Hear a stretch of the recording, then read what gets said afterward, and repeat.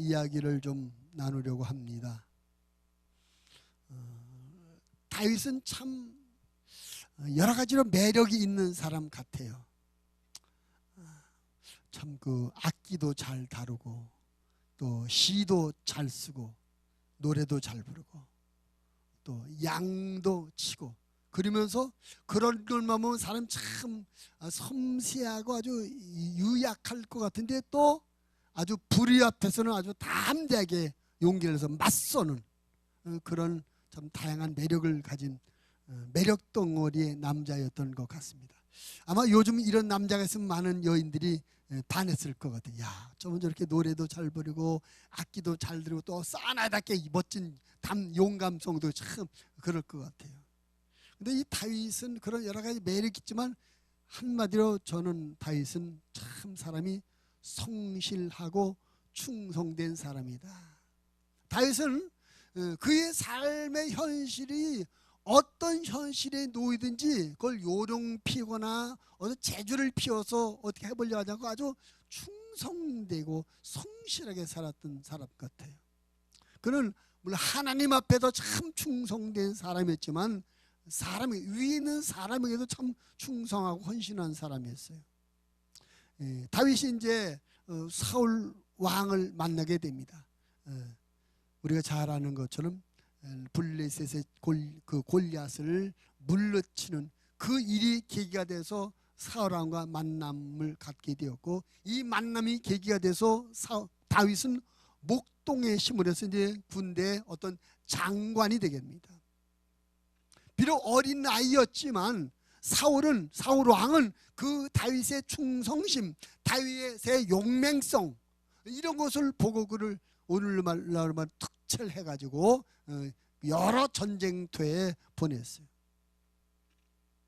웬만한 사람 같으면 나 좀 쉬겠습니다, 너무나 많은 전쟁 안 하고 지쳤습니다라고 요령을 피고 또 쉬기를 청할 걸 법도 한데 다윗은 그런 말 하지 않습니다. 이 사울 왕이 어느 전쟁터를 보내든지 가서는 목숨을 걸고 최대한 싸워서 전쟁마다 승리를 하게 되는 것입니다. 이렇게 목숨을 다한 충성심이 다윗에게는 있었습니다.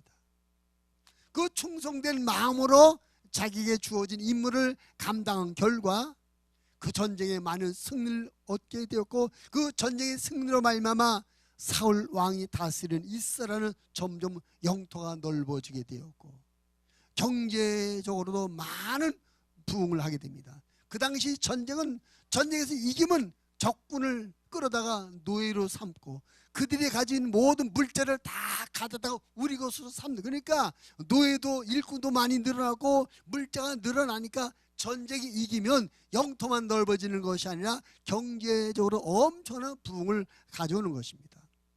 이 다윗의 충성된 헌신으로 말미암아 이렇게 사울 왕은 이렇게 나라가 영토가 넓어지고 경제적으로 부흥하는 큰 유익을 얻게 됐습니다. 문제가 생겼어요. 어떤 문제가 생기냐? 백성들이 다윗을 점점 좋아하기 시작하는 겁니다. 야, 이번 전쟁 다윗이 또 이겼대. 다윗 장군이 이번에 또 이겼대. 이번에 다윗 장군이 또 많은 포로를 잡아오고 많은 적군의 군수물자를 빼앗아 와가지고 우리나라가 이만큼 유익하게 됐대. 백성들 사이에 점점 다윗의 인기가 높아지는 것이요. 그 상황을 사무엘상 18장 7절부터 9절은 이렇게 묘사하고 있습니다. 여인들이 뛰놀며 노래하여 이르되 사울이 죽인 자는 천천히요 다윗은 만만히로다 한지라. 사울이 그 말에 불쾌하여 심히 노하여 이르되 다윗에게는 만만을 돌리고 내게는 천천만 돌리니 그가 더 얻을 것이 나라 말고 무엇이냐 하고 그날 후로 사울이 다윗을 주목하였더라. 백성들 사이에서 다윗의 인기가 사울 왕보다 더 좋아지는 겁니다. 그러나 사울 왕이 불안했어요. 야, 저놈이 저 백성들이 인기를 갖고 구태타를 일으키면 나는 꼼짝없이 이 왕의 자리를 저놈에게 빼앗기게 됐구나, 그런 생각을 하는 겁니다. 그래서 그날부터 다윗을 주목했다는 건 뭡니까? 저놈을 더 크기 전에 잘라 버려야 되겠다. 더 크기 전에 없애 버려야 되겠다. 그런 생각을 하고 그를 주목했다는 것입니다. 실제로 그 일 이후로 사울은 다윗을 죽이려고 애를 씁니다. 마주 앉아서 이야기를 하다가 창을 집어던지지 않나. 또 자객들을 보내가지고 죽이려고 하지 않나. 군사를 풀어서 그를 체포하려고 하지 않나.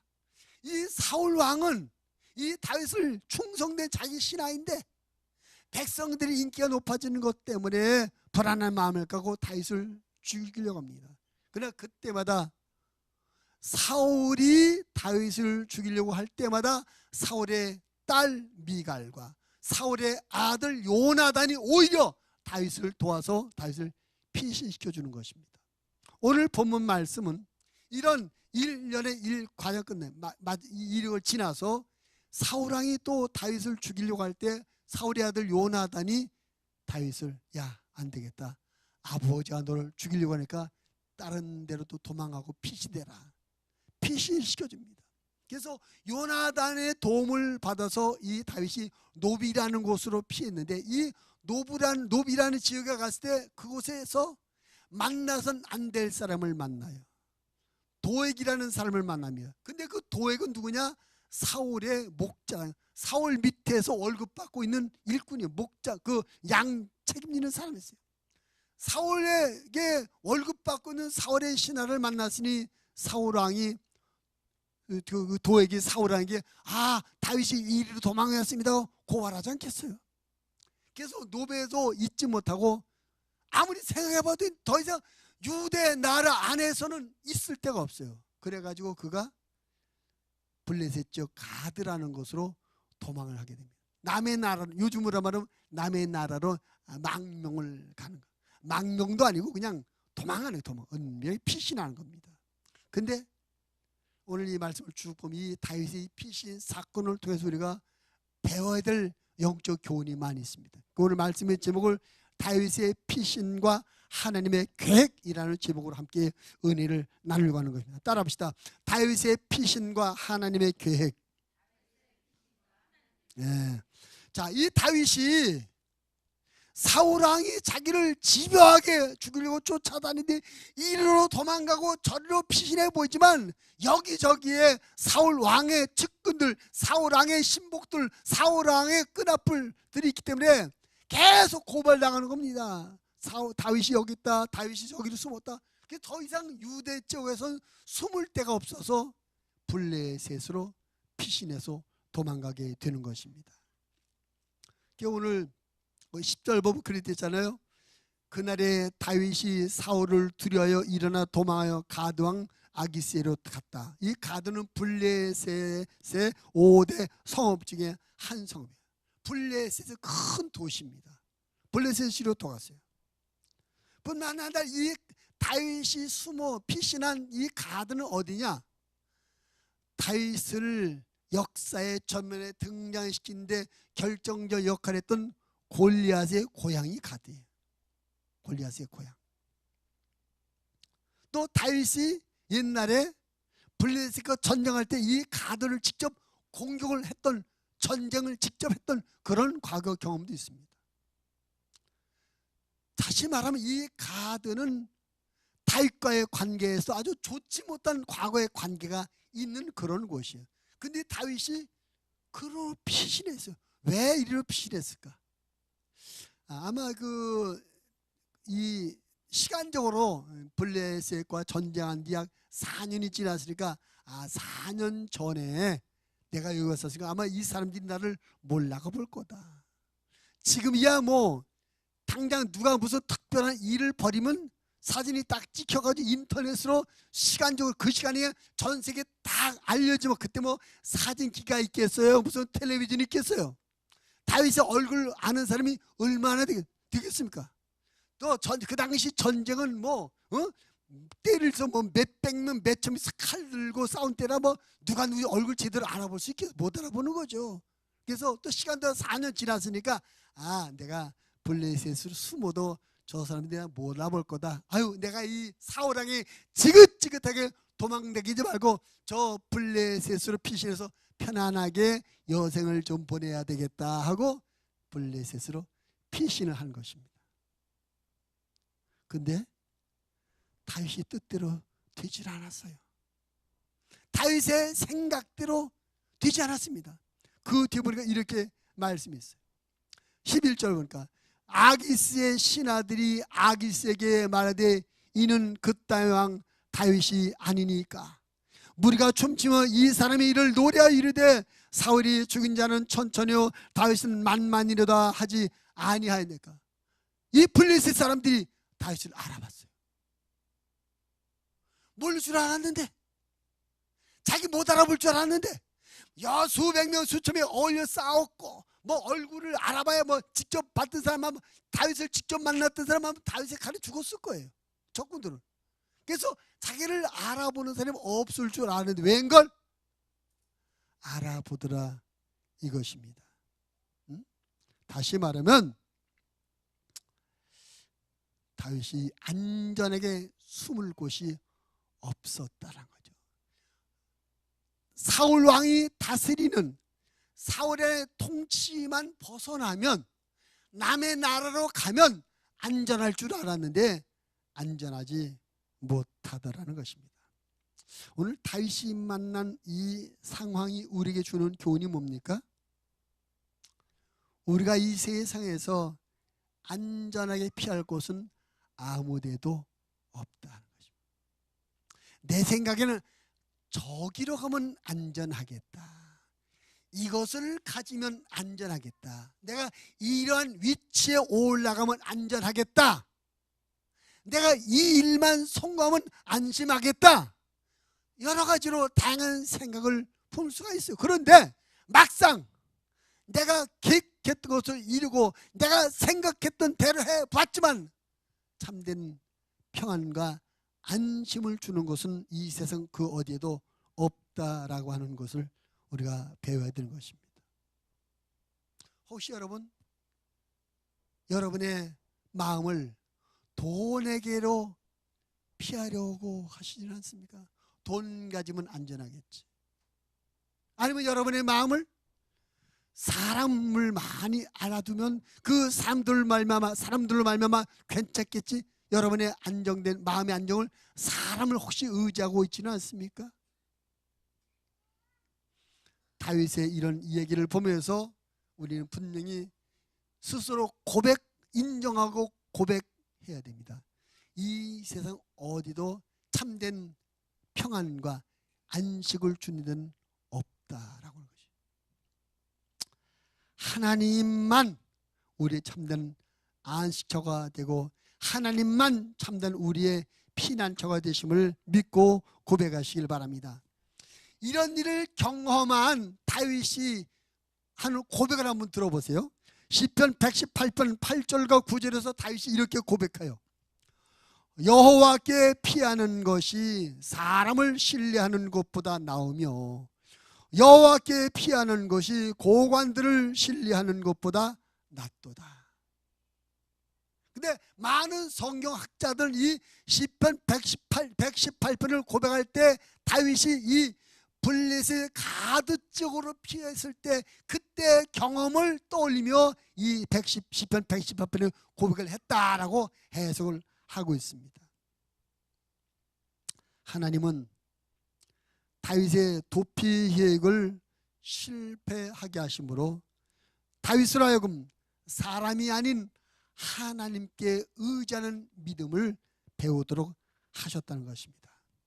하나님 앞으로 다윗을 유대 왕이 되게 하시려는 계획을 갖고 있어요. 유대 왕 누굽니까? 하나님의 백성을 다스리는 왕입니다. 그럼 하나님의 백성을 다스리는 왕이 하나님이 아닌 다른 그 무엇을 의지하고 그 무엇에게도 안심과 평안을 얻으려는 생각을 가지고 나라를 다스린다면 그 하나님의 백성들이 어디로 가겠습니까? 무엇을 의지하겠습니까? 하나님이 아닌 것들을 의지하려고 하지 않겠어요? 하나님께서 다윗을 이스라엘의 왕으로 세우려는 계획을 갖고 계셨기 때문에 지금부터 다윗아, 세상 피할 때 없어. 나에게로 와. 나만 믿어. 나에게로 피해. 나를 의지해야 돼. 그래야 돼. 이것을 지금부터 훈련하고 계시는 것입니다. 여러분, 이 하나님의 계획이 여러분에게도 적용되는 걸 믿으시길 바랍니다. 이 다윗의 경험이 나와 여러분에게도 동일한 경험이 되기를 바랍니다. 아, 내가 이것까지면 안심할 줄 아는데 그게 아니구나. 내가 이 정도 되면 괜찮을 줄 아는데 그게 아니구나. 내가 안심하고 피할 곳, 의지할 곳은 하나님밖에 없구나. 이런 깨달음을 갖고 이런 고백을 하시는 저와 여러분 되어지기를 주님의 이름으로 부탁을 드립니다. 시편 146편 3절로 5절에 이런 말씀도 있습니다. 귀인들을 의지하지 말며 도울 힘이 없는 인생도 의지하지 말지니 그의 호흡이 끊어지면 흙으로 돌아가서 그날에 그의 생각이 소멸하리로다. 야곱의 하나님을 자기의 도움으로 삼으며 여호와 자기 하나님에게 자기의 소망을 두는 자는 복이 있도다. 아멘. 자, 옆 사람의 눈을 한번 쳐다보고 물어보십시다. 당신은 누구를 의지하십니까?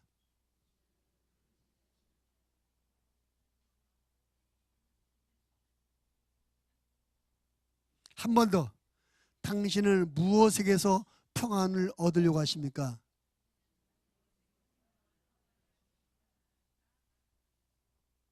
아멘만 하지 말고 답을 하셔야지. 오늘 다윗이 블레셋으로 갔어요. 괜찮을 줄 알았어요. 사울이 안 쫓아오니까 블레셋 사람들이 몰라볼 줄 알았어요. 근데 거기서도 들통났어요. 거기도 피할 곳이 못 되더라고요. 거기도 안전한 것이 못 되더라고요. 그렇습니다. 이 세상 어느 구석도 안전한 데가 없어요. 오직 하나님만이 우리의 안전한 피난처가 되는 걸 믿으시기를 바랍니다. 히브리 기자가 히브리 13장 6절에서 이런 고백합니다. 그러므로 우리가 담대히 말하되 주는 나를 돕는 이시니 내가 무서워하지 아니하겠노라. 사람이 내게 어찌하리요 하노라.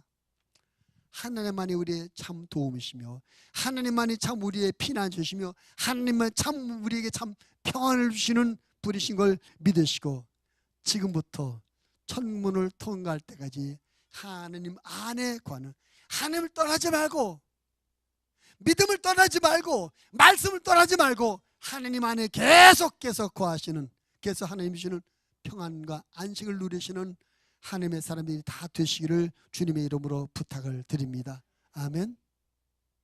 근데 마귀는 유혹해. 사람이 융통 속에 없냐? 답답하게 그러고 사냐? 좀 나와봐라. 얼마나 좋은데, 얼마나 재밌는데, 얼마나 행복한데. 속지 마십시오. 속지 마라. 세상 평화에 그런 노래 속지 마십시오. 하나님을 떠나면 그 순간부터 불행입니다. 하나님을 떠나면 그 순간부터 두려움인 것입니다. 아까 우리 찬양할 때 우리 김선일 목사님 그런 멘트 하시더라고. 탕자가 아버지께로 돌아갔던 것이 우리가 돌아갑시다. 탕자가 아버지 집을 떠날 때 고생할 줄 몰랐어요. 왜? 돈이 있었으니까. 탕자가 아버지 집하면 또 행복할 줄 알았어요. 왜? 젊음도 있고 돈도 있고 아버지 간섭 그 9세대 그 간섭 받고 신세대 자기 이상대로 살아서 행복하고 잘 될 줄 알았어요. 근데 결과가 어떻게 됐습니까? 거지 상거지가 되고 먹을 끼니도 못 얻으면서 결국은 아버지께로 돌아왔어요. 아버지께로 돌아오니까 비로소 참된 평안과 안식과 모든 회복을 누리게 되더라고요. 여러분 다시 한번 여러분에게 권면합니다. 하나님을 떠나는 것이 행복이 아닙니다. 하나님 밖에 있는 것이 자유로운 것이 아닙니다. 오히려 하나님 안에 있는 것이 참된 평안이며 참된 소망인 걸 믿으시고 하나님 안에 거하시는 우리 모두의 삶이 되어지기를 주님의 이름으로 부탁을 드립니다. 이렇게 가도록 가면 블레셋으로 가면 편안하게 남은 여생을 보낼 줄 알았는데 거기서 들통났어요. 그 가드 왕 아기스의 신하들이 저놈이 그럼 우리 골리앗을 죽인 골리앗 장군 죽인 그놈 아니면 저놈이 우리 옛날에 쳐들었던 그 이스라엘의 적군 아닙니까? 막 난리가 났어요. 신분이 들썩났어요. 이제 여기서 남은 길은 뭡니까? 블레셋 사람들에 의해서 사형당하는 거, 죽임당하는 일밖에 없어요. 근데 그 순간에 다윗이 번뜩 야, 신분이 들통났구나, 이들 했던 꼼짝 못하고 죽겠구나 하면서 그가 이상한 일을 해요. 자, 12절 13절. 자, 12절 13절 같이 읽어보면 시작. 다윗이 이 말을 그 마음에 두고 가드왕 아기스를 심히 두려워하여 그들 앞에서 그 행동을 변하여 미친 채 하고 대문짝에 그적거리며 침을 쏘며 흘리매, 그 순간에 큰일 났다, 이게 들통나네, 발각됐네, 죽겠네, 그러면서 순간 미친 척 대문을 막 흔들리고 침을 질리고 이상한 소리를 꽥꽥 지르고 미친 사람 흉내를 냈어요. 아마 다윗이 연기를 잘했던 것 같아요. 속았어요. 거기에 왕 그 아기스도 속고 신하를 다 속았어요. 아마 요즘 아마 다윗이었으면 아마 청룡 영화제 연기상을 받지 않았을까. 근데 우리가 사람들이 생각해 볼 수 있어요. 다윗이 지금 실제로 미쳤습니까? 다윗이 정신이 온전한 상태, 그렇죠? 다윗이 현재 정신이 온전한 상태인데 지금 미친 척하고 연기라는 거예요. 미친 척하고 연기. 누가 다윗에게 연기 지도를 해줬을까요? 무슨 임권택 감독님 같은 연기자가 이렇게 미쳐가는 연기를 지도해 줬을까요? 블레셋 왕과 모든 블레셋 사람들이 깜짝 속아 넘어갈 만큼 실제인 것처럼 정말 미친 사람처럼 보이는 이런 연기, 어디서 왔을까?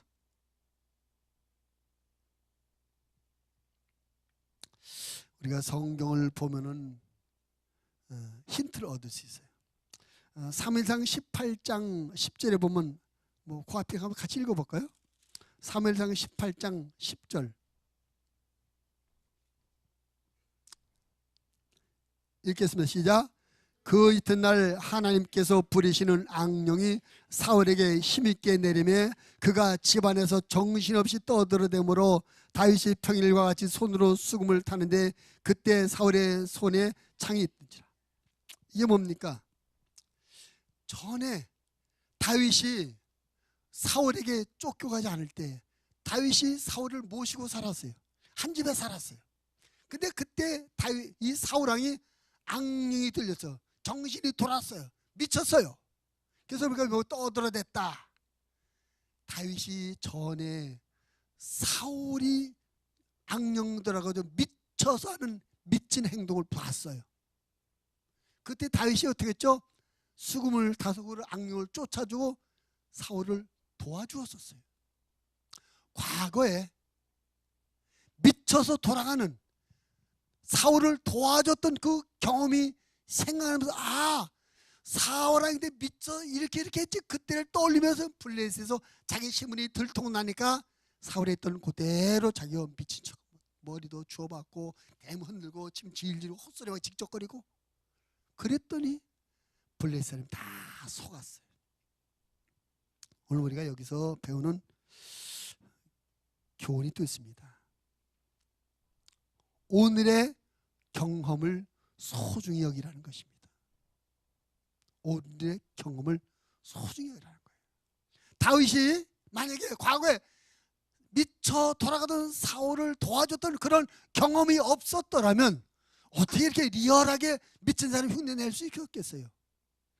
전에 사울을 그 악령 들려갖고 미쳐 돌아가는 사울을 도와줬던 그 경험이 지금 다윗의 목숨을 살려서 미친 채 하면서 해서 살아날 수 있는 길을 열게 되었다는 것입니다. 오늘 우리의 삶의 경험이 훗날 우리에게 어떤 유익을 주며 어떤 도움을 줄지 모릅니다. 그래서 오늘 여러분이 어떤 환경, 어떤 처지 가운데 어떻게 살시든지 오늘의 여러분 삶의 경험을 귀하게 여기시기를 바랍니다. 저는 중학교 2학년 때부터 밴드반에 했었어요. 그래서 참 그때부터 나팔 부는 걸 좋아하고 음악을 좋아해요. 지금도 그때 그 감성이 있어 지금도 그렇게 음악을 참 좋아해요. 그래서 뭐 이렇게 찬양을 듣는 것도 좋아하고 그 TV를 틀어도 뭐 노래하고 연주하고 이런 걸 아주 좋아해요. 그 예배 중에도 저는 사실은 찬양할 때 얼마나 은혜를 받는지 몰라요. 그 예배 시간에 부르는 찬양, 그 찬양의 곡조, 찬양의 리듬, 찬양의 이 조화, 이게 얼마나 저를 감동하는지 몰라요.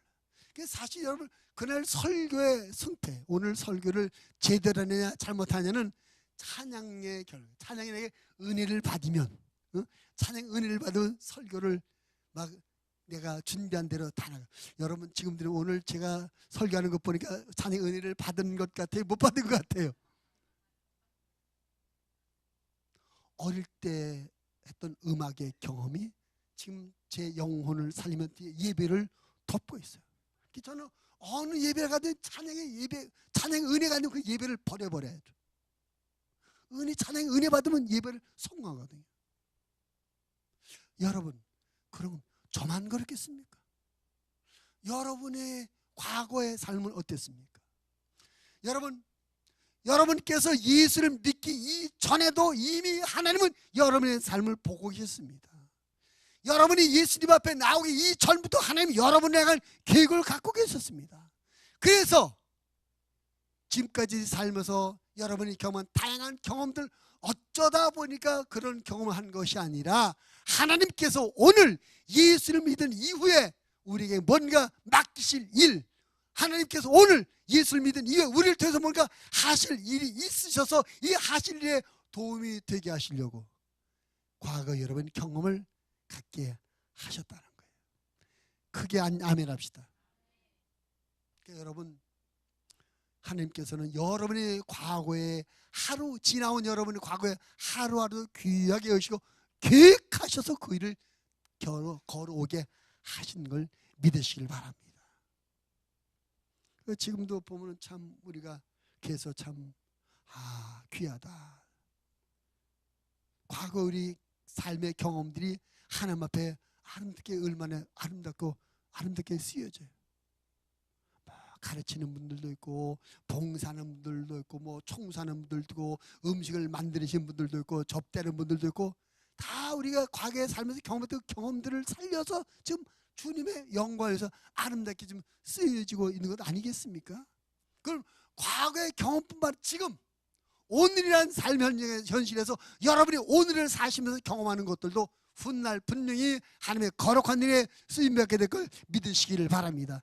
다시 말하면 하나님은 여러분을 향한 미래의 계획을 갖고 계시고 미래 그 계획을 이루시는데 유익하게 쓰게 하기 위해서 오늘을 살고 오늘의 새로운 경험들을 하게 하신다는 것입니다. 아멘. 그래서 여러분이 오늘 어떤 경험하시든지 하나님께서 훗날 나를 쓰시려고 오늘 이 경험을 시키시는구나. 하나님께서 훗날 거룩한 일에 나를 쓰실 계획을 갖고 오늘 나로 하여금 이런 경험을 쌓게 하시구나 믿으시고 오늘을 소중히 여시고 오늘에 충실하게 하나님께서 써주길 믿고 오늘 충실히 살아가시는 저와 여러분 되어지기를 주님의 이름으로 부탁을 드리겠습니다. 하나님은 오늘의 경험을 통해서 내일의 계획을 준비하도록 하십니다. 반대로 하나님은 내일의 계획을 위해서 오늘을 경험시키며 준비하게 하시는 하나님을 믿으시길 바랍니다. 여러분, 하나님은요, 여러분 한 사람 한 사람을 계획을 갖고 계세요. 하나님은 여러분 한 사람 한 사람의 장래를 미래를 계획하고 계십니다. 그리고 막연하게 계획만 세우시는 것이 아니라 그 계획을 이루게 하시려고 지금부터 차근차근 이런 경험 저런 경험을 시키시고 여러 가지 새로운 것들을 얻게 만들고 무장하게 하시며 준비시켜 주시는 것입니다. 그래서 우리가 오늘 아이고 내 인생이 왜 이러냐, 내 왜 힘들냐 하고 원망하고 불평하고 타령하지 마시고 하나님께서 앞날에 날려온 좋은 계획, 새로운 계획을 이루시려고 나를 강하게 하시고 나를 특별하게 하시고 나를 지혜롭게 하기 위해서 오늘 살게 하신다. 이 믿음을 가지고 오늘을 귀하게 살아가시는 하나님의 사람들이 다 되시기를 주님의 이름으로 축원을 드립니다. 아멘. 이렇게 다윗이 사울을 도와줬던 경험을 통해서 믿진 사람 흉내를 연기를 잘했어요. 결국 블레셋 왕과 많은 블레셋 사람들이 그 연기에 꼬박 속았죠. 아이고 저런 미친놈, 야 저건 죽이긴 칼도 아깝다, 쫓아보내라. 결국 다윗이 거기서 쫓겨나고 다시 야 내가 이 유다 땅만 벗어나면 블레셋 지역에서는 안심하고 편하게 살 줄 아는데 여기도 내 살 것이 못되구나 하고 다시 유대로 돌아왔으니 아둘람은 이 블레셋과 경계 지역인 유대의 지역인데 그곳에 아둘람 굴이라는 곳에 들어오게 됐는데 희한한 일이 벌어지. 22장 1절과 2절 한번 같이 봅니다. 시작. 그러므로 다윗이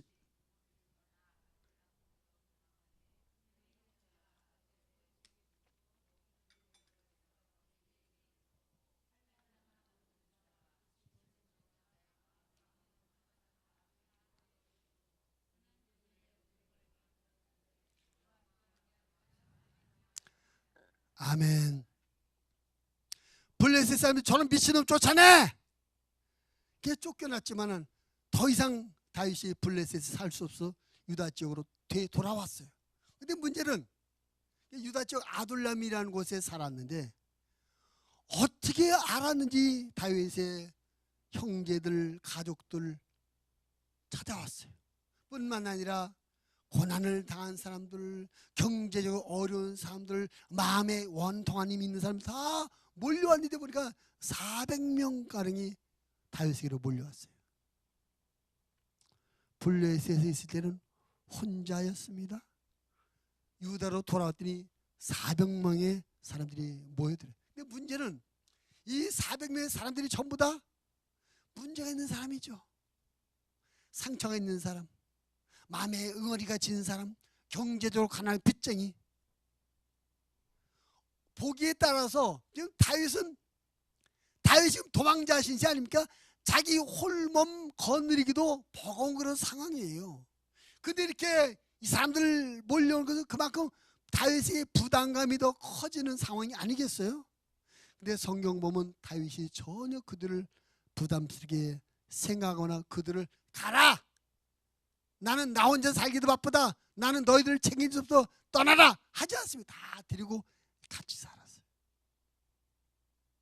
뿐만 아니라 그냥 볼 때는 2절에 말하는 것은 환난당한 사람, 빚진 사람, 원통한 사람들이 있는데 그 뒤에 보면 이 사람들을 가지고 다윗이 어떤 일을 하시는지 아십니까? 자, 그 뒤에 넘어가 보시죠. 그 뒤에 23장 1절 봅시다.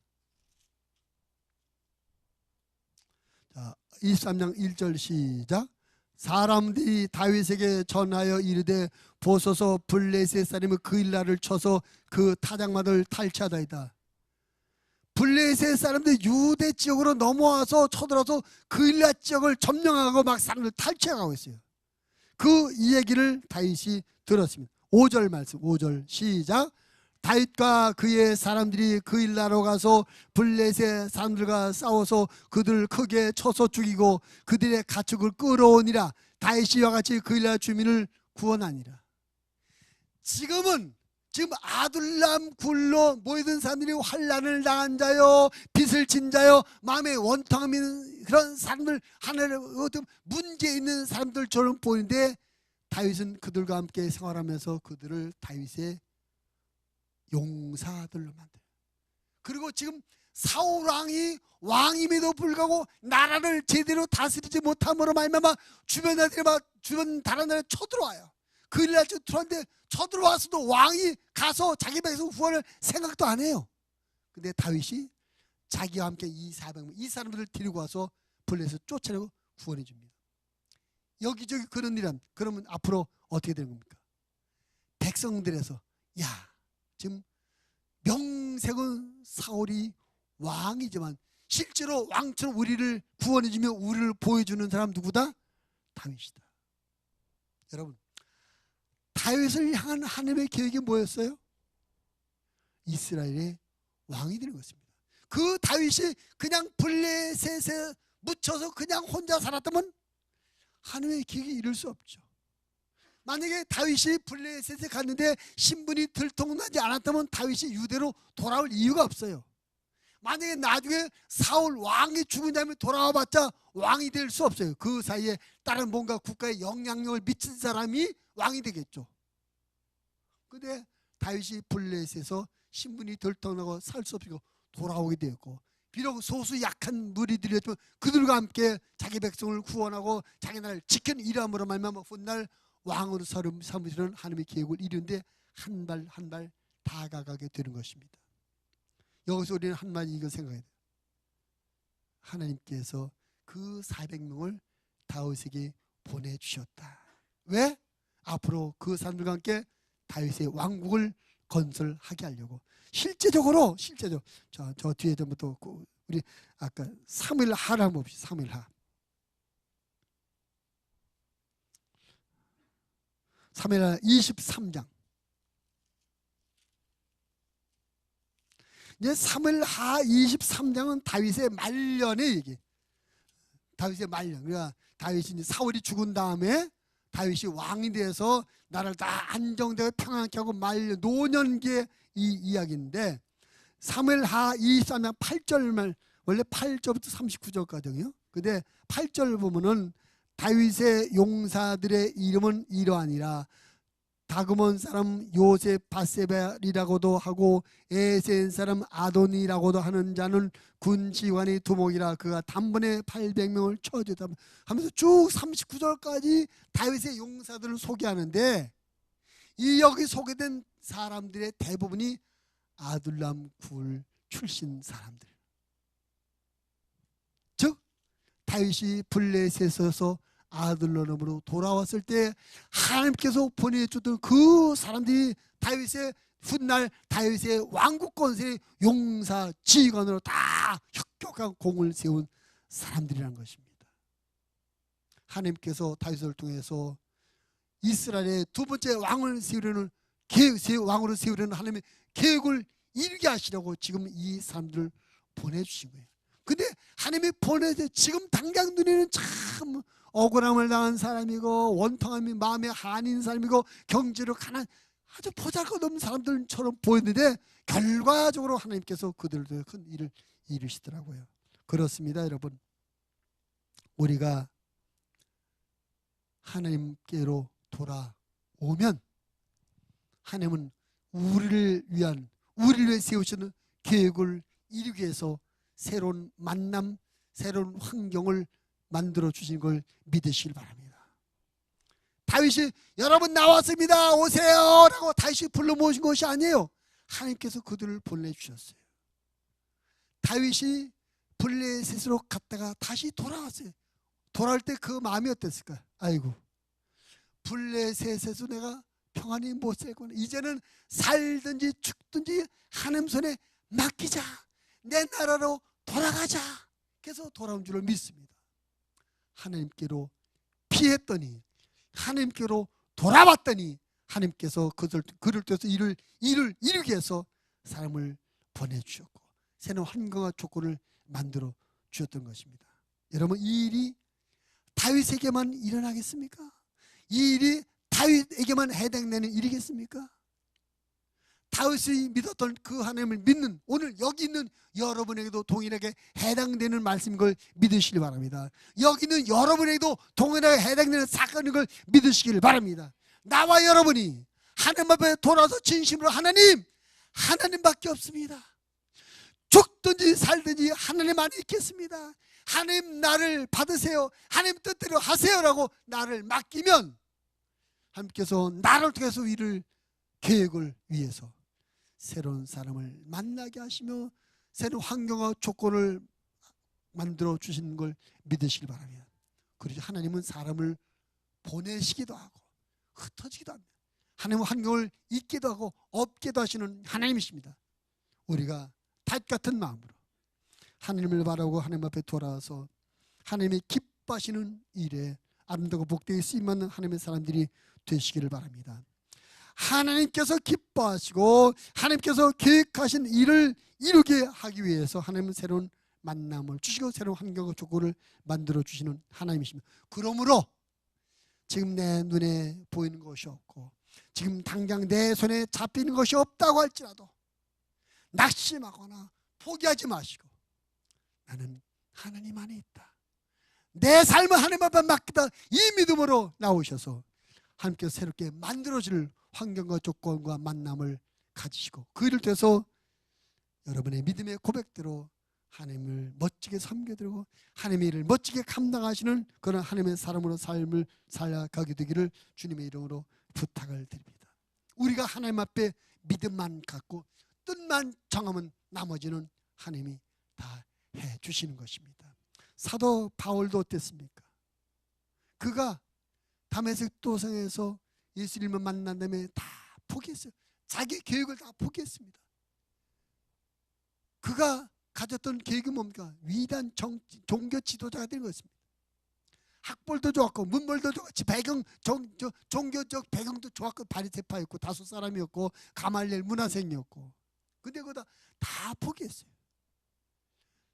예수님을 만난 이후 예수님의 뜻대로 하나님의 뜻대로 하기 위해서 자기의 인간의 모든 좋은 종을 다 포기했더니 바울이 망했습니까? 하나님께서 새로운 만남을 주시고 새로운 은혜를 주시고 새로운 환경을 만들어 주셔서 아시아를 넘어 유럽까지 가서 하나님의 복음을 증거하고 영혼을 구원하고 하나님의 교회를 세우는 큰 일에 하나님께서 그를 써주신 줄을 믿습니다. 아멘.